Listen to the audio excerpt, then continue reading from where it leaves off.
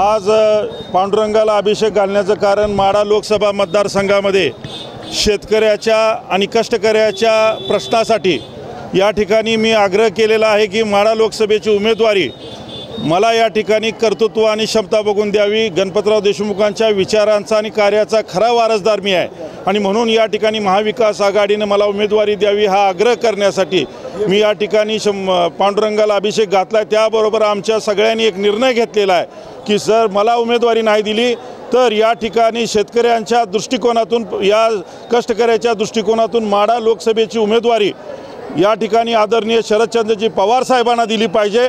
आणि किसान आर्मी आणि वॉटर आर्मीने या ठिकाणी अभियान घेतले की माढ्याचा लोकसभेचा उमेदवार हा शेतकरी कष्टकरी जनतेसाठी लढा देणारा स्वर्गीय गणपतराव देशमुखांच्या विचारांचा खरा वारसदार या ठिकाणी प्रफुल्ल कदम म्हणजे मी किंवा या ठिकाणी अत्यंत महत्त्वाचा देशाचा उमेदवार म्हणजे आदरणीय शरदचंद्रजी पवार साहेब या दोघांपैकी कुणाला तरी एकाला उमेदवार या ठिकाणी होणं गरजेचं आहे। मला या ठिकाणी उमेदवारी जरी नाही दिली तर ह्या शेतकऱ्याच्या प्रश्नासाठी आदरणीय पवार साहेबांनी माढा लोकसभेच्या उमेदवारासाठी या ठिकाणी उभारलं पाहिजे।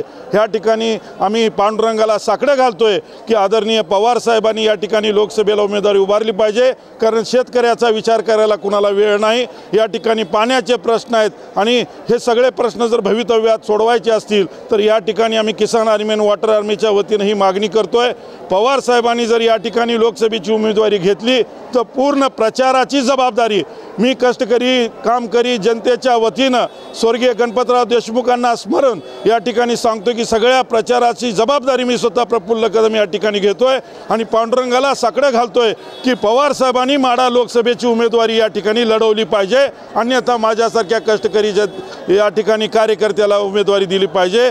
वारसदार पैसा जात यापेक्षा शेतकऱ्याचे प्रश्न जनतेचे प्रश्न महत्त्वाचे आहेत आणि त्या प्रश्नावर निवडणूक झाली पाहिजे। यासाठी पांडुरंगाला या ठिकाणी आम्ही साकडं घालायला आलोय की पवार साहेबांना तर उमेदवारी द्यावी।